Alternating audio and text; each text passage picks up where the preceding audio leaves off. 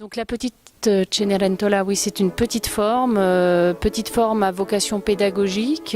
C'est une espèce de version rétrécie de la grande version de Cenerentola, un des grands opéras rossiniens, qui normalement se joue avec un grand orchestre, enfin un orchestre, ce qu'on appelle plutôt un orchestre mozartien, c'est-à-dire un orchestre de 35-40 musiciens.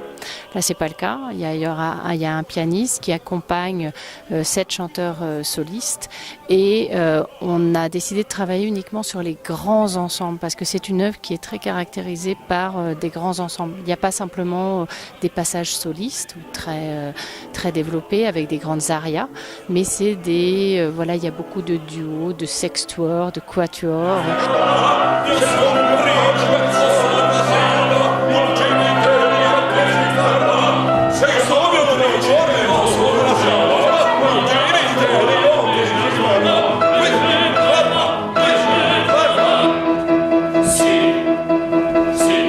Et l'envie ici, c'était de partager tous ces moments extrêmement joyeux et festifs de ces ensembles et d'en faire une petite forme qui n'excède pas 1 heure, qui soit vraiment accessible pour tous, petits et grands, et qui a vocation à partir en fait sur les routes. Les changements se font à vue, tout se fait à vue. Tout est une histoire, comme finalement au théâtre. Quand on arrive au théâtre, on travaille sur des conventions. Donc il faut absolument croire. On demande au spectateur, et le spectateur vient. On s'en rend pas tout le temps compte qu'on fait ça, mais on le fait. C'est le code du théâtre. On vient parce qu'on a envie de croire.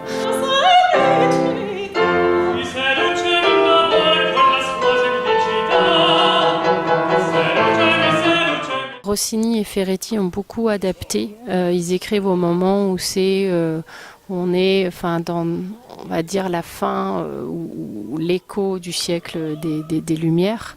On est sur des choses où on essaye de plus en plus d'oublier la féerie, d'aller vers une époque plus empirique, plus rationnelle, ce qui fait qu'ils ont en fait retiré, on va dire, tout le merveilleux. Et néanmoins, il y a un personnage qui est une sorte de magicien ou de personnage qui fait advenir, qui fait que les choses ont lieu ou que les êtres se rencontrent. C'est le personnage d'Alidoro qui est le précepteur du prince. Il vient remplacer le personnage de la fée. C'est lui qui va donner confiance à Cenerentola, qui va l'emmener jusqu'à la maison du prince. Il n'y a pas de carrosse, pas de citrouille. C'est simplement par la volonté qu'elle part là-bas.